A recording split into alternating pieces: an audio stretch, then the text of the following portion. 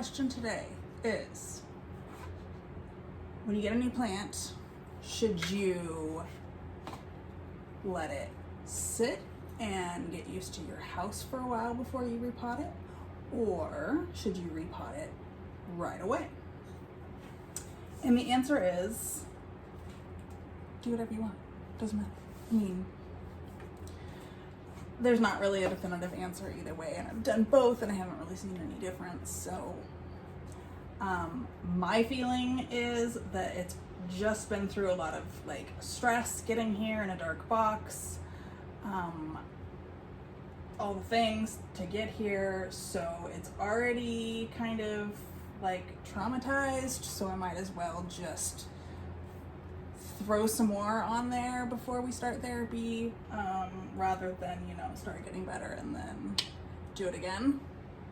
You know, I'll be nice, it'll be fine.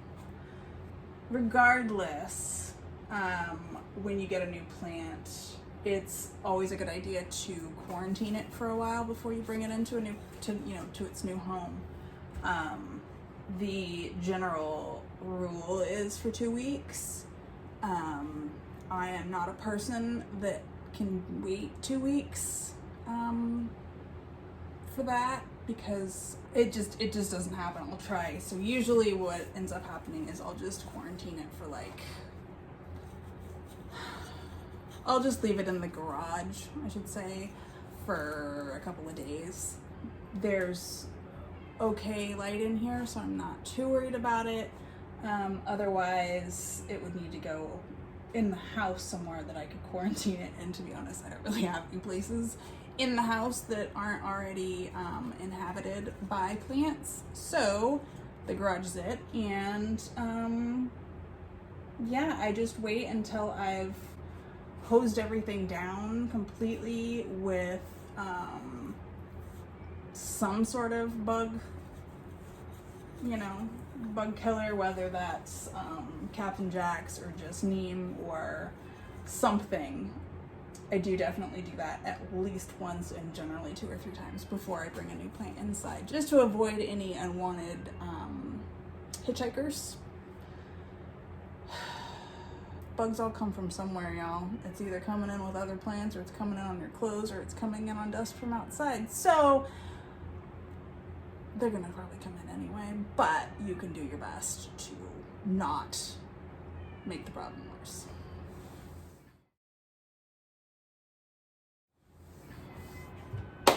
So what we're gonna do is, ooh, this kind of grows like a fern. Can you see in there? This one's thirsty, you can tell. Okay, so I'm gonna put this one in here. I had another plant in here and I didn't really clean it out. So what I'm gonna do, I'm gonna spray it down with this alcohol water mix, which does not smell nice. Ugh. Ugh, it smells like acetone. Jesus Christ. Whatever it is, I'm just going straight down my legs. If I start screaming, my leg is burning off. I stay diet doing what I love, right? Hi, Sneezy. What you sneezing at? Come here. Oh. What are you doing? Mm-hmm. Hi.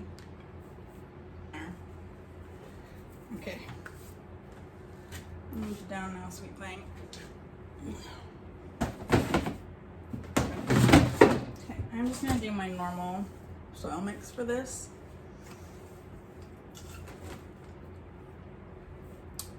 So it's the coir and bark and charcoal, perlite, and castings. So I'm just gonna put a little bit of that in there. Is this gonna be big enough? Let's see. No, this is gonna need a bigger pot than that.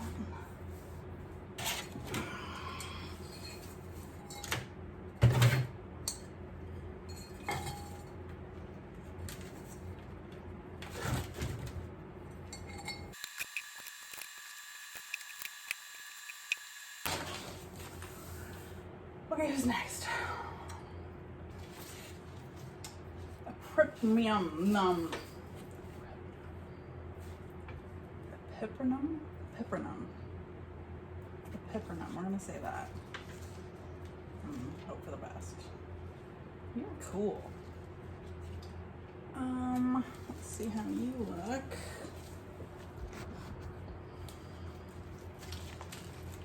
Oh yeah, I think it's time.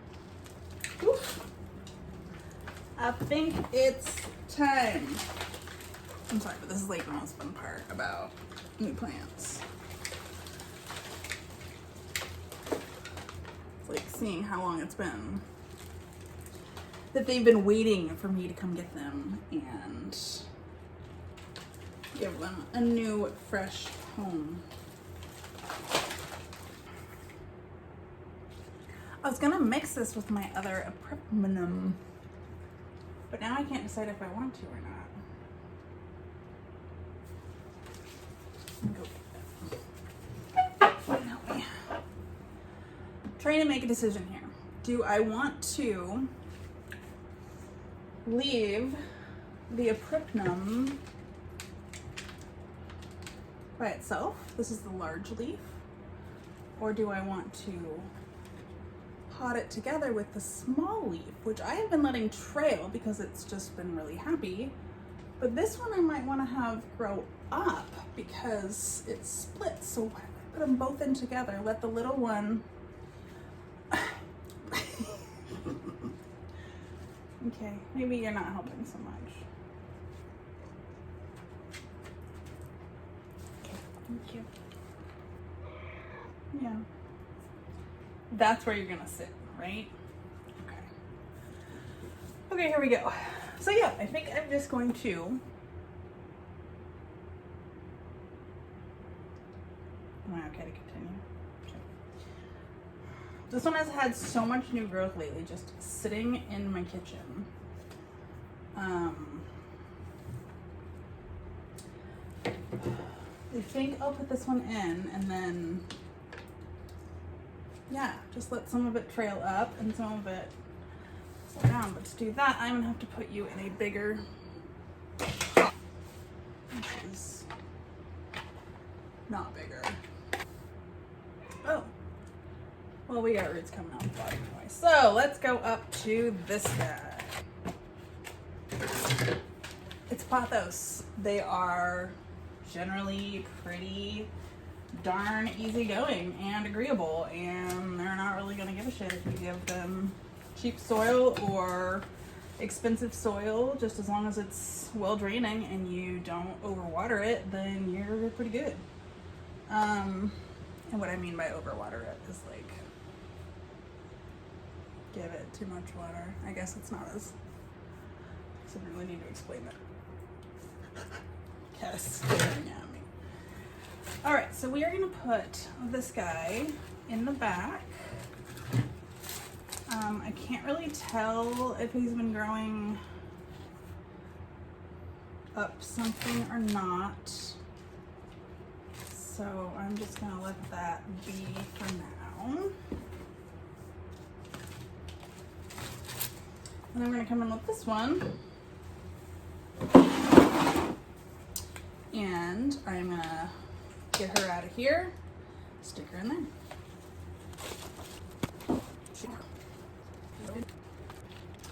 She has grown into the size of her pot. Holy crap, you are bigger than I thought you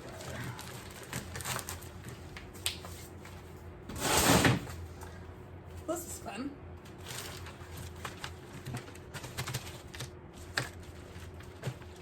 You back in.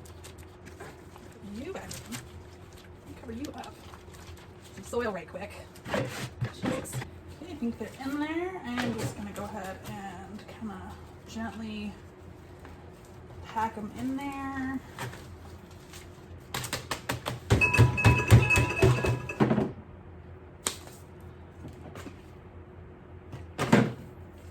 Not break my table. I'm gonna go ahead and water the shit out of him. That is a huge mess on my floor. She is dusty. As soon as she settles for a couple of days, I am going to take her outside and I am going to hose her down. Right now I'm just wiping off the major stuff, and I will spray her with Captain Jack's, and then I will just leave her alone. Yeah, nice.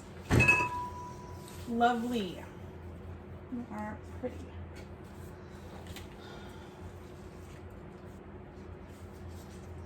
It's time. It's time for the Monstera to get a new home, her own pole.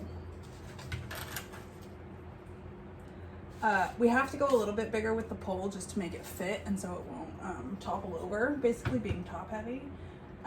But you don't want to go too big because remember, it already takes up quite a bit of room in here, so if your whole pot is too big, then you probably have a lot of extra dirt and you're gonna be at risk for root rot that way. So keep your pot as reasonably sized as you can. That'll still allow for a pole. This is basically what's happening here. Yeah, I think that's good. I've got this going in my like my Monstera mix, which is gonna be regular with a little bit extra bark. These Monsteras go nuts for barky stuff they can climb. There is a cat hair in here. So just take him out of here really gently, squeeze it, loosen it up.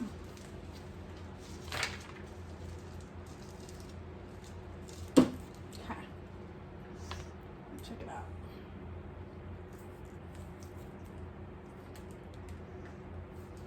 This is a plant that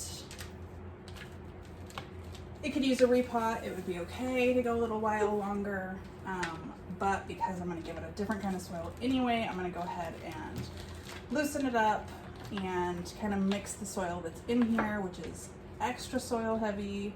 I'm going to mix that into my mix, and that way it's got a little bit of home still in there. It doesn't feel so out of place. The stuff I'm taking out I'll put back in. I just need the room. It can be like this, then I need to put the pole right about there. So just gonna hold them together there, and I always have a hard time getting poles to stay upright. I don't know what my issue is. Sometimes it can be better if you like put it in at the end. You can get it in a little bit like, you know, more compactly, I guess. I mean, really, it's probably just or just not deep enough.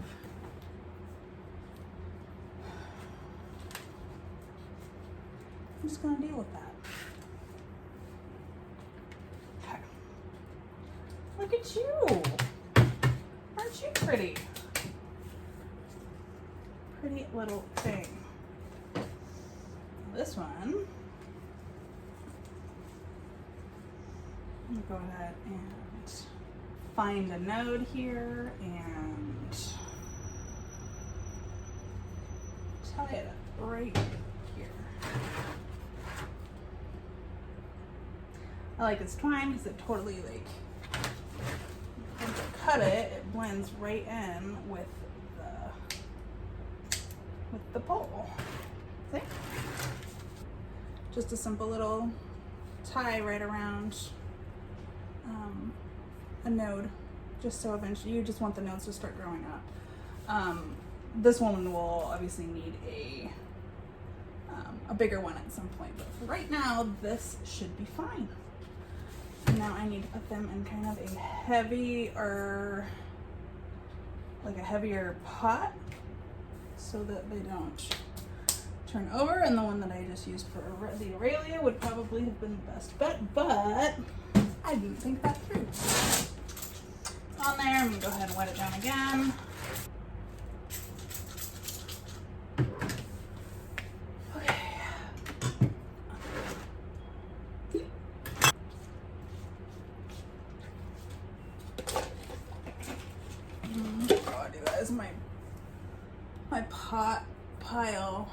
wash is so big and so depressing, and I don't want to do it. All right. I forgot one. This is a, what are you? You're either a Jose Bueno or the other one. I don't know. This is a weird philodendron. Like, look what they do. It has like, it's almost got these weird like shoots that come out. It grows a lot differently than other ones.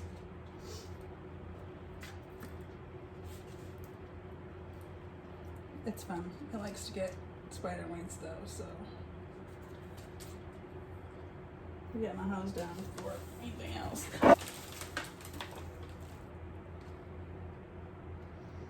One thing I love about philodendrons and monsteras and pothos too is that their roots are all like hardy, kind of. They're strong. They're thick. They're tough. You can, do quite a bit without them breaking, and then if they do, your plant is fine. Like, it's very helpful. Thank you.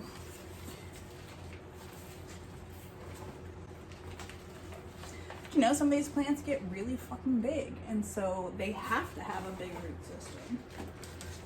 Little ones that stay near to the ground, they don't really need all the support.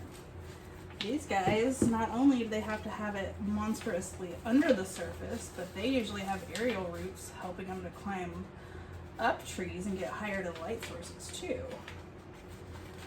So these guys really are pretty well equipped for survival.